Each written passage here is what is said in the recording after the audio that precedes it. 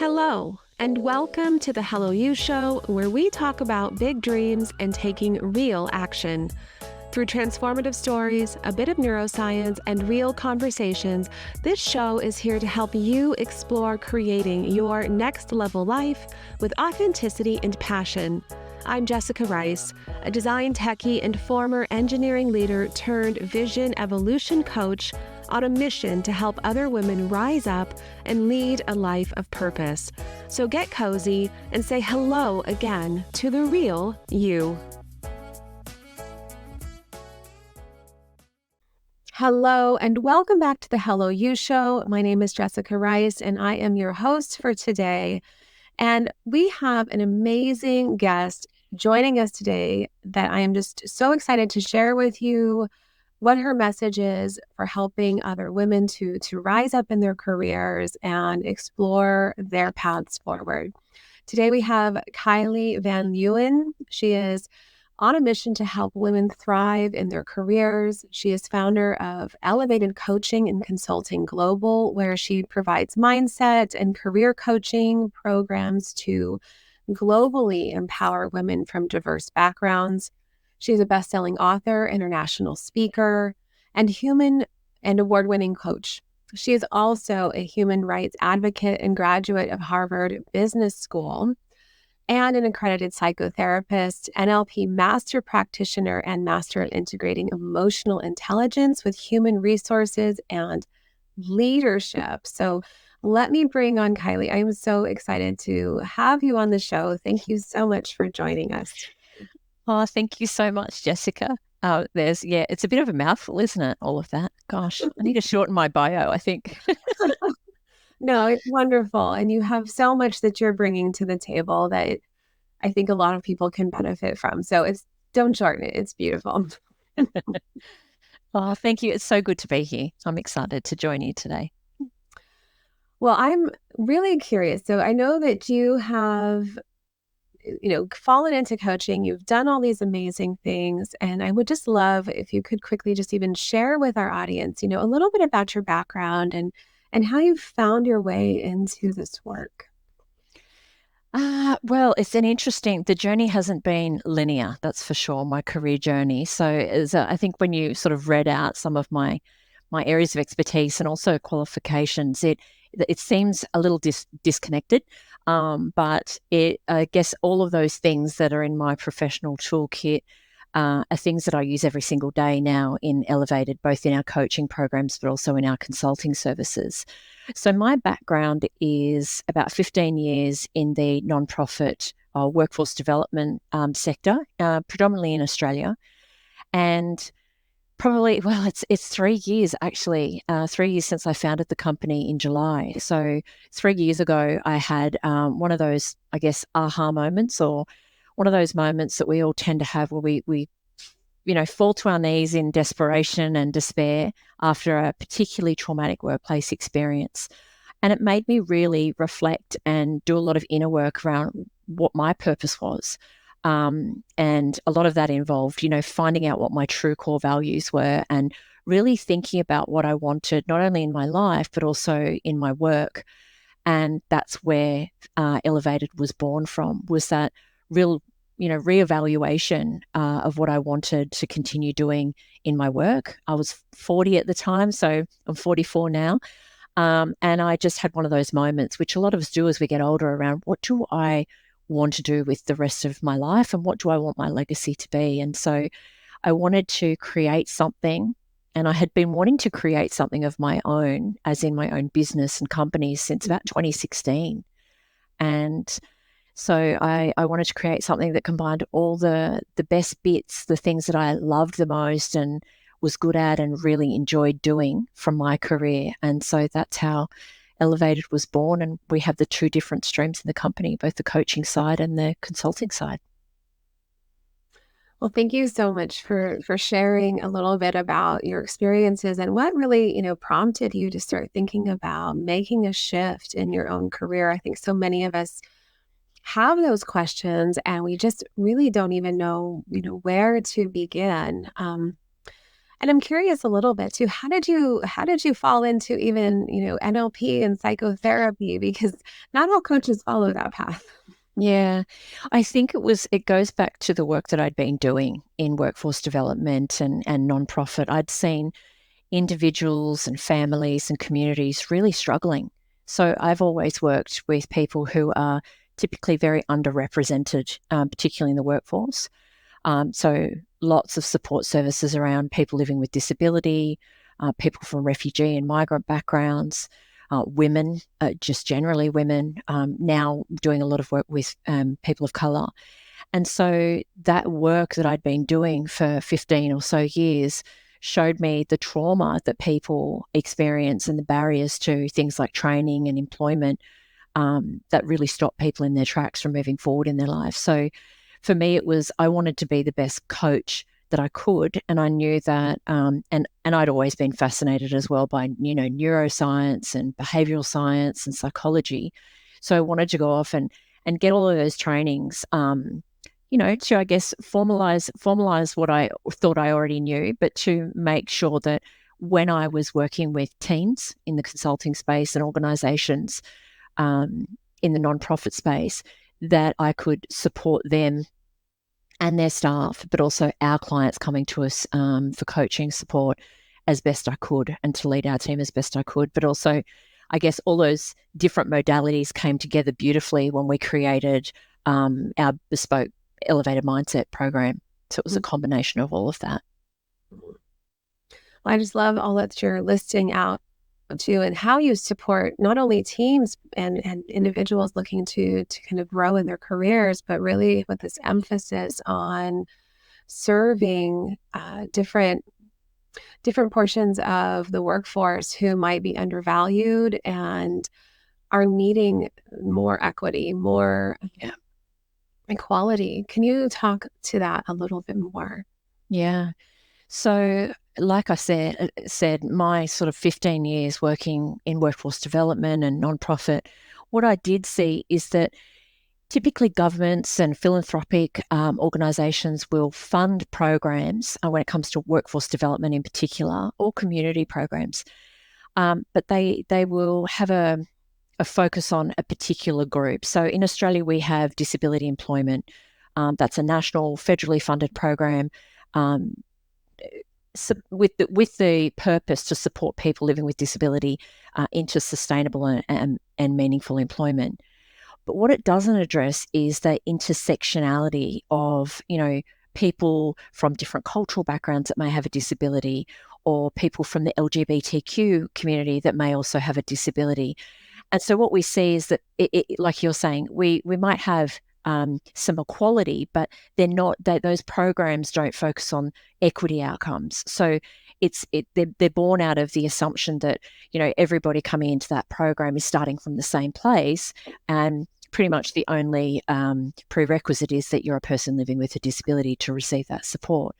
What we have seen in programs like that is that people that have other parts of their identity, like their culture or their ethnic background or their gender, they are further disadvantaged, and they require different and often additional supports that are really tailored to, what makes them their unique, the unique human being that they are. So that's when I really saw big gaps, not only in Australia and the social and human services program design and the programs over there, but very much the same social issues and the same problems over here, just on a much larger scale in the US. So that is a big chunk of the work that we do with nonprofits, but also corporates and philanthropic organisations, is really that person-centred, human-centred program design, and making sure that everyone has an opportunity to access inclusive education and training programs, but also has that access to paid employment. I think it's so fascinating when you're talking about this, because I know that, with an engineering background is what I have. And we started to talk a lot about accessibility and how we could bring greater accessibility into the development life cycle and people who are accessing the hardware, the tools, the software. But it sounds like what you're really talking about too is even just in this broader, larger scale. So we have like DEI, but then we also have disability, and how we are really bringing these pieces together so that we are looking holistically at serving people. And it's true, it's not all the same. Not everyone's coming with the same focus or lens or, as we know, backgrounds that can then impact the way that we think and interact with one another. What do you feel like has been like the greatest achievement or change that you've sort of seen as you started to work with organizations in these efforts? Oh, definitely applying the positive psychology or the Perma model to workforce development initiatives and programs. So we work still with some amazing national nonprofits in Australia. And there was one program, there's two programs that really stand out for me, but one was our Supporting Migrant Women into Employment program that we co-designed with a national nonprofit in Australia, workforce development focus. And we designed this program that really focused on developing the growth mindset, developing or helping those women, migrant women, regain their confidence, develop self-efficacy. And then we started to talk about, those pre-employment and employability skills that they need to go off and secure meaningful, sustainable employment.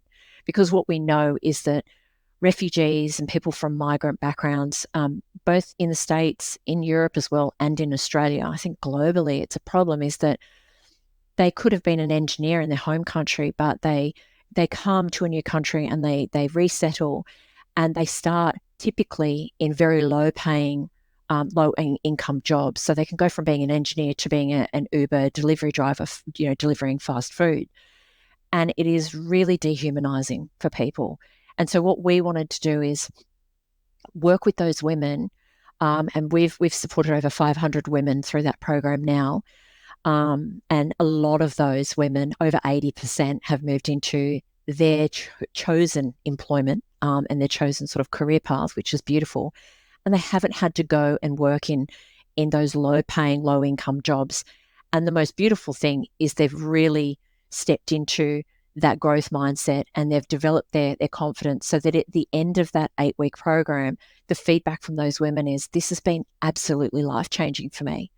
A lot of them have never worked in their lives, let alone worked in the new country where they've resettled. So that would be a standout experience and program for me since we started Elevated almost 3 years ago, is, seeing those hundreds of women go through that program and say how life-changing it's been, and how it's helped them shift their mindset from, having all of those limiting beliefs that were stopping them before and stopping them from pursuing, a job in nursing or a job in aged care or hospitality, and them addressing and understanding their limiting beliefs and where they come from, regaining their confidence, and, stepping out into the world essentially as new women. It's so beautiful and so touching when you're talking about that. And I can see how that would be dehumanizing and challenging and frustrating on so many levels. What do you feel that organizations need to focus on in order to, number one, recognize the bias that they might be bringing into the situation, and then also how they can maybe self-correct or shift their thinking to make it more inclusive and really embracing, greater diversity? I think there's a few things. I think that a lot of what we call microaggressions that happen in the workplace, a lot of those are unconscious. And so people, we typically as human beings, unless we've experienced something, we don't have an understanding of it, and we don't often even think about it, and how our behavior and the language we use, particularly in the workplace, how that might impact another human being or a colleague, because they have different experiences or different beliefs or a different cultural background or different gender. And so I think that the work that we do in diversity, equity, inclusion, and workplace psychological safety is to start at the very beginning with organizations and build that awareness and educate them around things like, what is a microaggression? Getting people to come to the table and open their minds a little bit about how things that might not be intended to be offensive or aggressive, but how it can be perceived that way by people who have got different experiences and different lived experience and traumas to us. So we start right at the very beginning with just building that awareness around things like unconscious bias, right at the beginning stages of, the recruitment and talent attraction process, so that organizations can understand that even when they're writing job descriptions or job ads, that the language they use and the things that they say and how they say it can actually be perceived as being inclusive, and they're going to be an attractive employer for everyone, for all, or how just those few things, language and how they say things in a job ad could be very exclusive. They could be really excluding and overlooking an amazing talent pool of people, which is typically what we see. So it's really about building awareness and giving examples and real life case studies from, all the years that myself and my team have worked in this space, and in getting people to just really slow down and be more considerate in the workplace and understand what diversity and inclusion actually is in practice, but then how that links to fostering a truly psychologically safe workplace for everyone, where everyone can thrive. Beautiful. It's not easy, and it's ongoing work too. A lot of companies say, how long will this take? And I say, no, it keeps going. It's like saying I'm a perfect human being once I do these few things. It's an evolution, and it's a constant learning process. So it should never end. It should be that you just keep striving as leaders and human beings to do better. Mm-hmm. So it sounds like it's really evoking awareness around even those microaggressions and those biases that are carried that just are unseen sometimes. Yeah, we all have them. I sit in training programs with people when we're delivering our elevated workplace program, and they are, the unconscious bias conversation it's uncomfortable because people don't want to say, yes, I now know I've got bias. I have biases. But when we explain where they come from, people are a little more comfortable to accept that they have them. And it's that just being conscious that we all have them and how to not act on those is the first step. How would you say that you help people then? So is it a matter of just having awareness and helping them to realize that we all have it, that they become more comfortable acknowledging that? Or are there other ways that you help people to be more comfortable understanding that, yes, number one, they're human, and number two, that there is room for growth? I think it's really, I always say our coaching and consulting, I often wear a coaching hat when I'm consulting, right? Because I'm pulling the levers and using a lot of the NLP techniques and processes in my consulting work, and so does my team. The reason that we do that is because consulting is a lot of influencing. You're influencing, and you're essentially negotiating the outcome that you can see is the right one for that team or that organization or that leader. But I always say that the way that we consult is that we adopt a human rights approach and also a psychological lens to the consulting that we do. So we're always coming from what are the human rights, what are, the basic human rights that perhaps are being breached or almost being breached, especially when we're talking about DEI and psychological safety. But we always explain to people that approach, but also the psychological lens that we adopt, so that they can understand that this is about being better and doing better and treating human beings and each other better and fairly. And explaining that from a human rights approach is really, saying to people, well, imagine if you weren't you and you had this experience and you were this gender and ethnicity and you had a disability, and then try and stand in that space and see how, if these things were said or done to you in the workplace, how that might feel. And so it's really the way that we, influence and try and build that awareness is help people, firstly, to create psychological safety in the training that we're delivering so people feel comfortable sharing and disclosing and not admitting, but saying, I understand now why I might have those biases or why I might approach things differently. But it's really trying to get people to think and perceive things differently and step into the shoes of those around them that have got different experiences. I love the work that you're doing with organizations to really help to bring awareness to this, because it sounds like, I mean, that's really where the change really needs to start happening. Yeah. And for those who, are not in, say, organizations either yet, who are wanting to continue the work that they do, and they're just not really sure how to approach that so that they're not finding themselves in doing work that's really not in alignment with their skill sets. What tips would you have for them? What advice in terms of how to even broach moving forward? You mean like as in they're in that particular phase in their career journey where they're just, yeah. So for me, it's pretty simple. It's asking them, I guess the three questions we always start with which is, where are you now?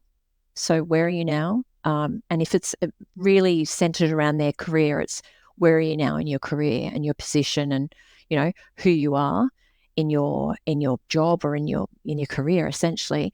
Then it's asking them, well, where do you want to be? So if we're having a conversation and we're in our initial first coaching session, you've come to me and you're here, we're having this conversation for a reason. Something inside you triggered you to reach out. So there's something that's either not adding up or not in alignment, or you're not quite 100% fulfilled, because if you were, you wouldn't be here talking to me. So I always ask, where are you now? And talk me through that. Where do you want to be? And then what is holding you back? So that bit in the middle between where you are now and where you want to be, there's a big piece of work typically in the middle.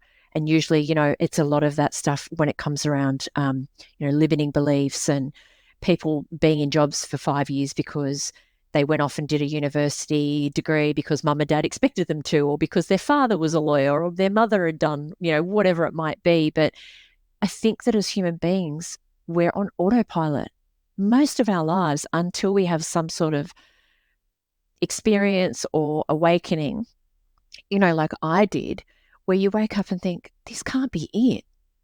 I don't want to experience this workplace trauma, or I don't want to have these experiences in the workplace again. Or it might just be as simple as you're driving to work and thinking, I'm not excited when I wake up anymore, and I want to be. I want more purpose in my life. So it's really just unpacking those things with people. And then if it's around purpose and people lacking direction and feeling, miserable, or not even miserable, just not excited and wanting more in their career, it's really talking to them about their core values and aligning what they want to do with their core values, what their strengths are, what they're good at. And the biggest thing for me is you have to be excited about what you do for a living, because we spend so much time at work. And so it's really getting people to identify and say to themselves, as well as say to me and my coaches, what's that thing or those things that you're really passionate about that sets your soul on fire? Because when you unpack all those things, that's what will inform your purpose. Mm. Mm. I love how you're bringing in purpose and things that consider, because that is really the core value and root of really what it is that we're wanting to do with our lives. What would you say for people who are in an environment that isn't supportive of them or is toxic and they're feeling stuck? What would you kind of advise in terms of, especially if they're not supporting them from maybe even a DEI effort or in relation to that? If it's because there's two different streams here. I think if it's someone who comes to me and says, I'm not excited anymore, more around that purpose piece, just I don't feel fulfilled. I'm just doing this for a paycheck. A lot of people and it's global, this is I'm doing this because I've got a mortgage to pay, particularly when it comes to single mothers or single parents. I hear this a lot. I can't leave my job. I hate it because I have children I've got to provide. If it's merely people feeling lost or like they want something more, that's easier to correct because we do that, go sort of through that exercise I was talking to you just before.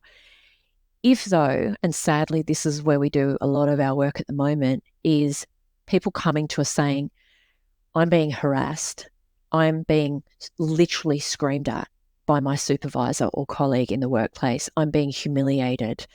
I, needed to take a day off because I had a sick child and I feel like I'm being discriminated against or I'm facing adverse action because of that.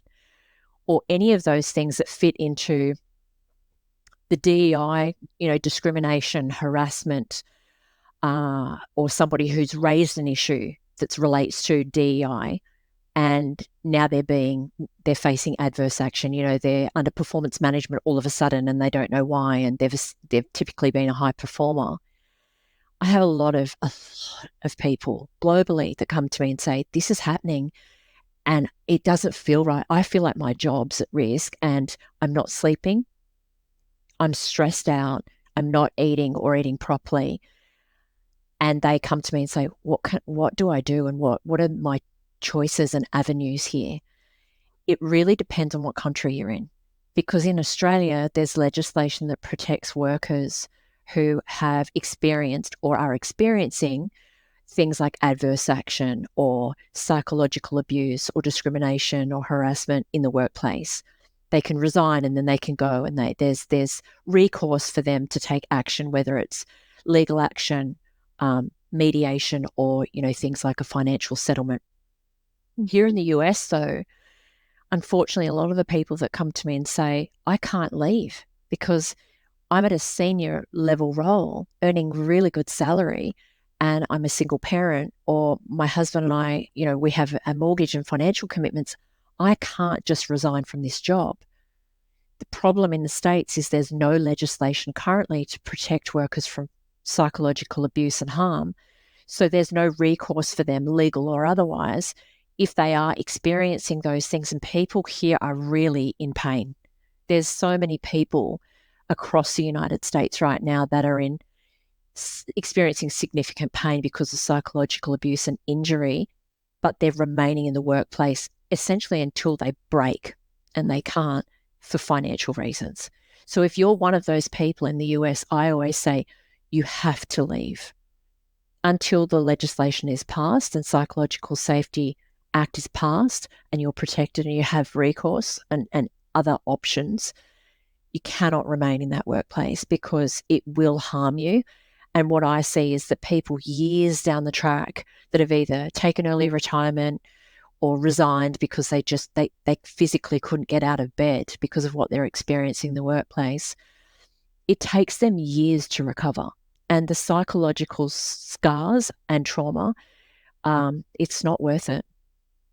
And you see in the news that there are people taking their own lives because they're being bullied and harassed constantly in the workplace, but because there's that lack of legislation and worker protection here in the States, people don't see any other way out. So if there's anybody that's experiencing those types of things and you are residing in the US, I would say nothing is worth your well-being and wellness and health.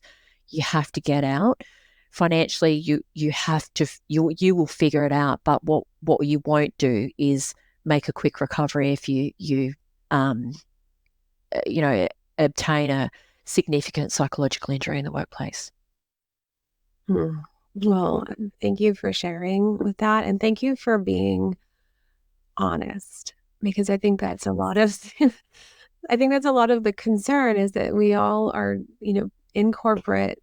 There's a lot of people experiencing these types of feelings, and it's hush hush. And so we may talk about it amongst ourselves and it breeds negativity, but then there's just feelings stuck. And you're right, it does. It leaves not only psychological scars, but how it impacts our physical well-being. It manifests in so many ways. And we can see that coming up so predominantly.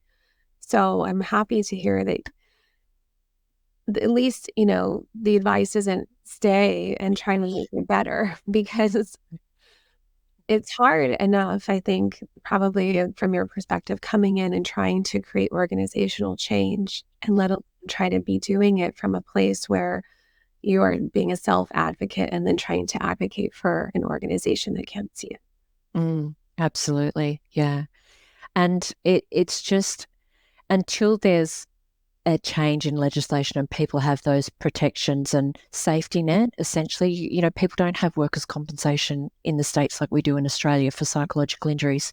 The burden of evidence and truth falls on the victim, and that process is stressful enough. So, yeah, what we see is that people that come to us for career coaching that have gone through and stayed in an organisation and then left, the damage that it does to their confidence, not just psychological injury, but the damage it does to their confidence, it takes years of coaching for people to realize. And a lot of those people, if they were leaders, they will never go back into leadership positions again because they're so traumatized by what they experienced. So, yeah, I urge people, just until the legislation passes, just exit, remove yourself from that environment. Mm.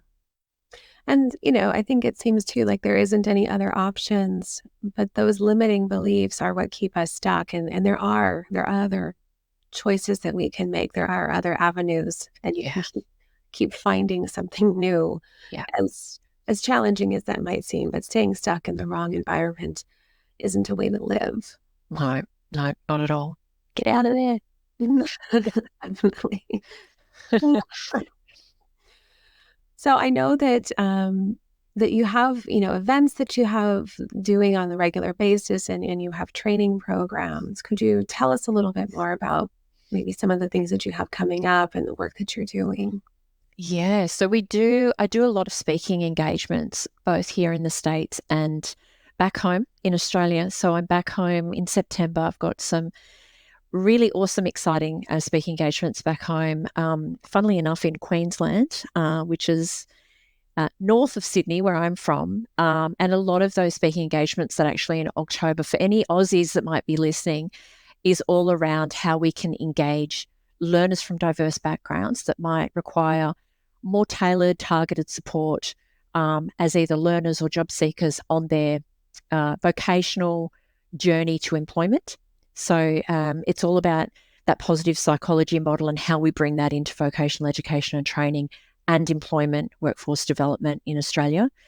And then I've got some speaking engagements also in July and August here, where I'm doing a lot around diversity, equity, inclusion, and workplace psychological safety, because it is a really hot topic here in the States at the moment as we're advocating for that change in legislation.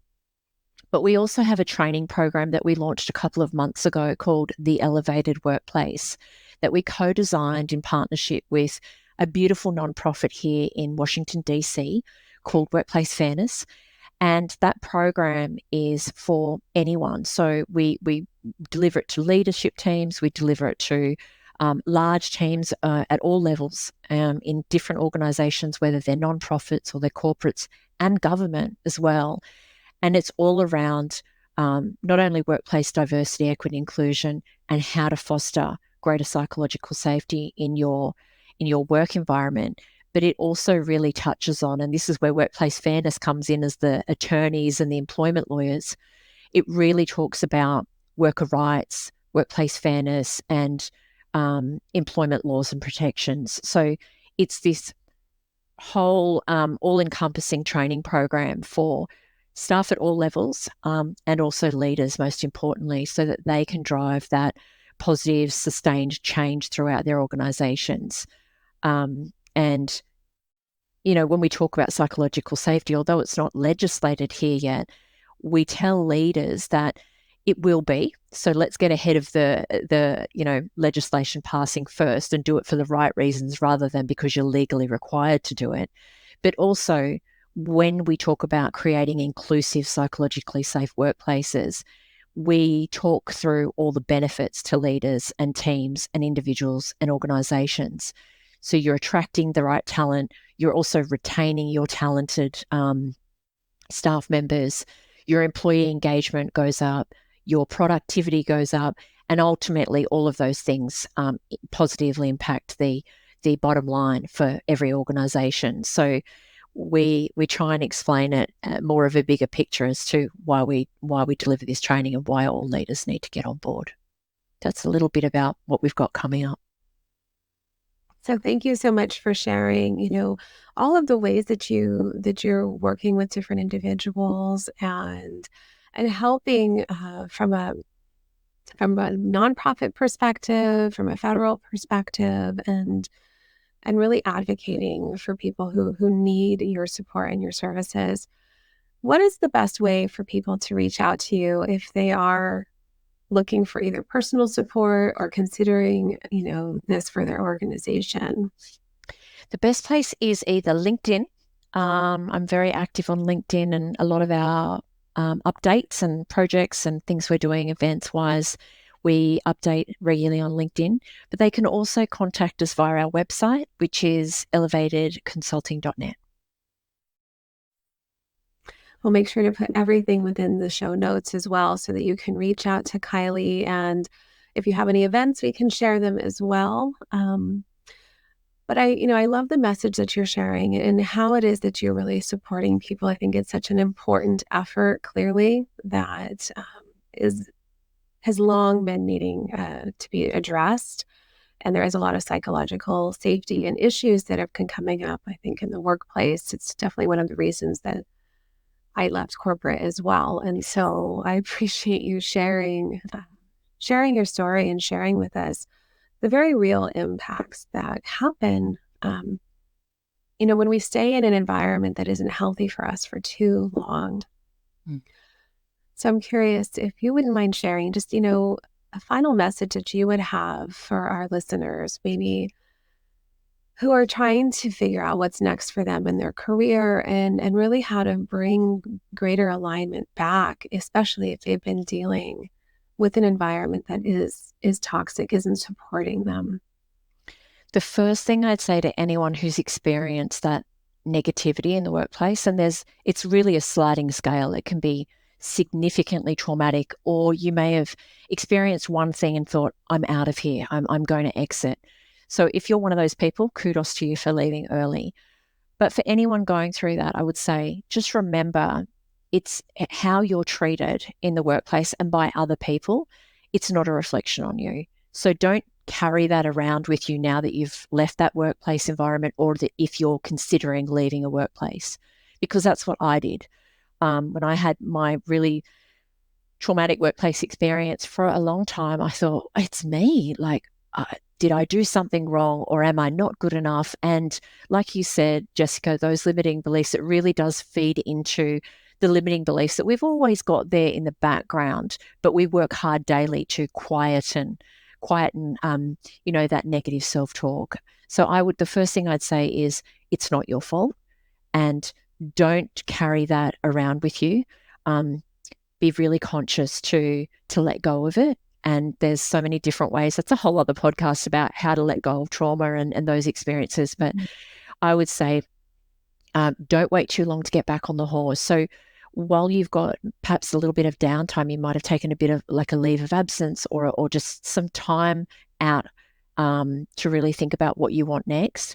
Really get clear on your core values, because for 40 years, I thought I knew mine, and I thought my work was really aligned to my core values. And it wasn't until I went through my NLP training that I sat for half a day and did an exercise around really discovering and understanding my core values.